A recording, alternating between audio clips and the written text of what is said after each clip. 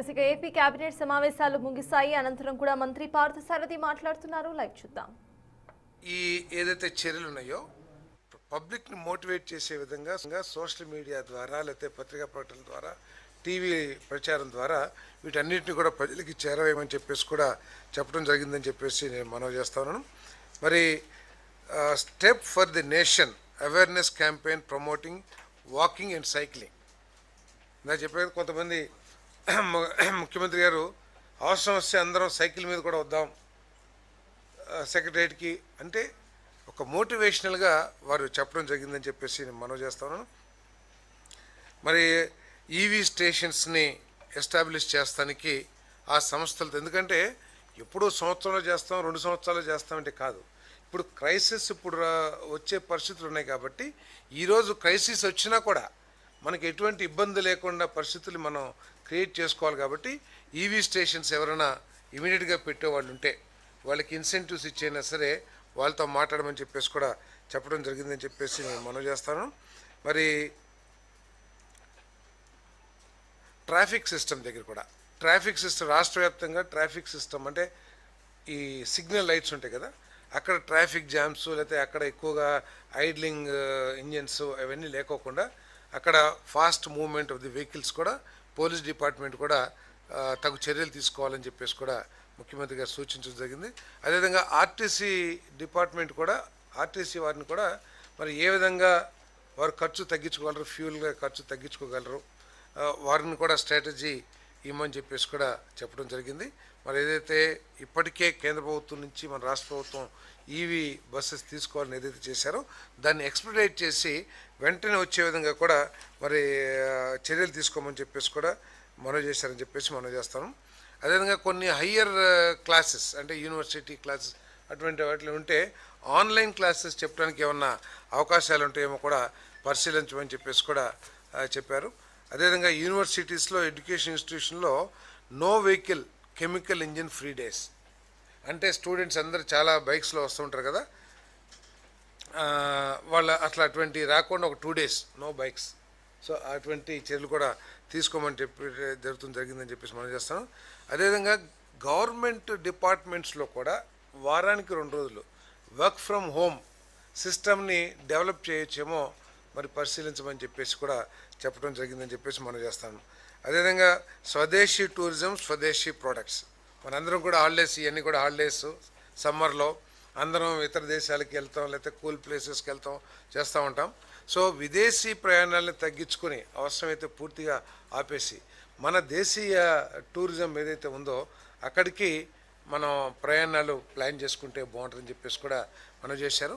ఈ ప్రజాప్రతినిధులు విదేశీ పర్యటనలు ఏదైనా ఉంటే వాటిని పూర్తిగా తగ్గించుకోమని కూడా చెప్పారని చెప్పేసి మనం చేస్తాను. అదేవిధంగా గోల్డ్ మీ అందరికీ తెలిసిందే ముఖ్యమంత్రి గారే, ఎందుకంటే దాదాపు కొన్ని 100 టన్నులు మనం బంగారాన్ని దిగుమతి చేసుకుంటున్న పరిస్థితుల్లో దాని కనుక మనం దాని మీద మోజు కానివ్వండి లేకపోతే కొనాలనే ఆలోచనని మనం డిఫర్ చేస్తే అంటే తర్వాత కొందాంలేని కనుక ఇప్పుడు కనుక ఆగితే మన విదేశీ మారక ద్రవ్యం మీద భారం తగ్గిద్ది. ఎందుకంటే 800 టన్నులు బంగారు ఇంపోర్ట్ చేసుకుంటామంటే కొన్ని కోట్ల డాలర్స్ మన విదేశీ మారక ద్రవ్యం బయటకు వెళ్తుంది కాబట్టి దాన్ని సేవ్ చేయడానికి కొంచెం దాని మీద తగ్గించమని చెప్పేసి కూడా బంగారం కొనుగోలు మీద తగ్గించమని చెప్పేసి కూడా ఏదైతే ప్రధానమంత్రి గారు చెప్పారో ముఖ్యమంత్రి గారు కూడా దాని మీద ఇంకొకసారి చేస్తుంది. అదేవిధంగా ఇది సూర్యఘర్ కుసుమ్ ఏదైతే ఉన్నాయో ఎనర్జీ డిపార్ట్మెంట్ వారిని దాన్ని త్వరితగతిన ఇంకా స్పీడ్గా ఇప్పుడు ఏదో ఒక 2 లక్షల మందికి మాత్రమే సూర్యఘర్ కింద ఈ 1 kW 2 kW అవి పెట్టారు. ఈ ఇంకా స్పీడప్ చేయమని చెప్పేసి దాని మీద చర్యలు తీసుకోమని దానికి కావాల్సిన కాంపోనెంట్స్ తయారీదారులతో మాట్లాడి ఇంకా మ్యానుఫ్యాక్చరింగ్ పెంచి మా రాష్ట్రంలోకి మీరు సప్లై చేయాలని విధంగా కూడా సప్లై చైన్తో కూడా డిస్కస్ చేయమని చెప్పేసి కూడా చెప్పడం జరిగింది. అదేవిధంగా సిబిజీ ప్లాంట్స్ అంటే ఆల్టర్నేటివ్ ఫ్యూల్స్ అంటే ఫాసిల్ ఫ్యూల్స్ ఇవన్నీ ఏదైతే పెట్రోలియం ఏదైతే ఉన్నాయో వాటిని తగ్గించే విధంగా మన రాష్ట్రంలో ఫ్యూచర్ ప్లాన్స్ ఉండాలని చెప్పేసి కూడా చెప్పడం జరిగింది. సో నా దేశం నా బాధ్యత దీనంతా కూడా పబ్లిక్లోకి ఎక్కువగా తీసుకెళ్ళమని చెప్పేసి ముఖ్యమంత్రి గారు మమ్మల్ని అందరూ కూడా ఆదేశించారని చెప్పేసి నేను మనవి చేస్తాను. ఎందుకంటే అన్నీ మంచి జరిగితే ఈ సమస్య రాకపోతే అందరూ హ్యాపీ, కానీ సమస్య కొనసాగినా కూడా ఉత్పన్నమయ్యే పరిస్థితులు ఎదుర్కొనడానికి మన సమాజం సిద్ధంగా ఉండాలి అనే ఉద్దేశంతో చెప్పారని చెప్పి, అంతేగాని ప్యానిక్గా ఏదో జరిగిపోతుంది, స్టేట్మెంట్ ఇచ్చారు, గ్యాస్ సిలిండర్లు ఒక 10 సిలిండర్ కొనుక్కుందాం, లేకపోతే అన్ని కార్లన్నీ కూడా ఫుల్ చేసుకుందాం అంటే ప్యానిక్ పర్చేజ్ అక్కర్లేదు. ఇది ఓన్లీ ఒక ప్రికాషనరీ సజెషన్ అంతే. ఎందుకంటే ఈ అగ్రికల్చర్ ప్రొడక్ట్స్ మీద ప్రత్యేకంగా రేపు యూరియా ఉంది. యూరియా రైతులు కూడా ఆలోచించాల్సిన అవసరం ఉంది, ఆల్టర్నేటివ్. ఎందుకంటే రేపటి నుంచి యూరియా తక్కువ ఉంది అది అని చెప్పేసి మాట్లాడనుకోండి, ఎందుకంటే ఇప్పుడే స్టార్ట్ అవుతుంది కదా సీజను, ఇప్పుడే రైతుల్లో కూడా ఎక్కువగా తీసుకెళ్ళమని చెప్పారు. కెమికల్ ఫెర్టిలైజర్స్ వీటన్నిటిని కూడా తగ్గించి, అంటే ఒక విధంగా మనం ఇంటర్నేషనల్ స్టాండర్డ్స్ నేషనల్ స్టాండర్డ్స్ కంటే కూడా ఎక్కువ కెమికల్ ఫెర్టిలైజర్స్, ఎక్కువ urea, what ever it is, వాళ్ళు తప్పు పడతామని నేను చెప్పట్లేదు. కానీ ఏపీ కేబినెట్ సమావేశంలో కీలక నిర్ణయాలు తీసుకున్నారు. రాష్ట్ర ఆర్థిక పరిస్థితిని దృష్టిలో ఉంచుకొని ప్రభుత్వ వ్యయాన్ని తగ్గించేలా సీఎం మంత్రుల బృందం పొదుపు చర్యలకు శ్రీకారం చుట్టింది. నా దేశం నా బాధ్యత అనే నినాదంతో సరికొత్త ప్రచార కార్యక్రమానికి కేబినెట్ ఆమోదం తెలిపింది. కేవలం మాటలకి మాత్రమే పరిమితం కాకుండా మంత్రుల నుంచి కూడా ఈ మార్పు మొదలవ్వాలని ప్రభుత్వం నిర్ణయం తీసుకుంది. రాబోయే కొన్నాళ్ల పాటు మంత్రుల విదేశీ పర్యటనలు ప్రభుత్వం పూర్తిగా రద్దు చేసింది. అలాగే వారానికి ఒకరోజు మంత్రులెవరూ కూడా అధికారిక వాహనాలను వాడకూడదు. అదేవిధంగా వాహనాలకు బదులుగా సైకిల్స్, ఎలక్ట్రిక్ వాహనాలు లేదా పబ్లిక్ ట్రాన్స్పోర్ట్స్ ను వినియోగించుకోవాలని ఏపీ మంత్రివర్గం నిర్ణయం తీసుకుంది. ఇకపై మెజారిటీ సమావేశాలను వర్చువల్ పద్ధతిలోనే నిర్వహించి ఖర్చు తగ్గించుకోవాలని మంత్రివర్గం తీర్మానం చేసింది. కొందరు ఉద్యోగులకు వర్క్ ఫ్రం హోం, అదేవిధంగా ప్రభుత్వ కార్యాలయాల్లో ఏసీల టెంపరేచర్స్ ను 24 నుండి 27 మధ్య నిర్వహించాలని కేబినెట్ నిర్ణయం తీసుకుంది. ప్రభుత్వ కార్యక్రమాల నిర్వహణలో ఖర్చులు తగ్గించుకోవాలని డిసిషన్ కూడా తీసుకున్నారు. ప్రధానంగా సోలార్ ఎనర్జీని ఎక్కువగా వినియోగించుకునేలా చర్యలు తీసుకోవాలని అంటున్నారు. మంత్రుల నుంచి అధికారుల వరకు వాహనాల సంఖ్యను, పెట్రోల్, డీజిల్ వినియోగాన్ని తగ్గించాలని ఏపీ కేబినెట్ నిర్ణయం తీసుకుంది. దీనికి సంబంధించిన పూర్తి అప్డేట్స్ మా ప్రతినిధి రాజేష్ అందించడానికి లైవ్ లో సిద్ధంగా ఉన్నారు.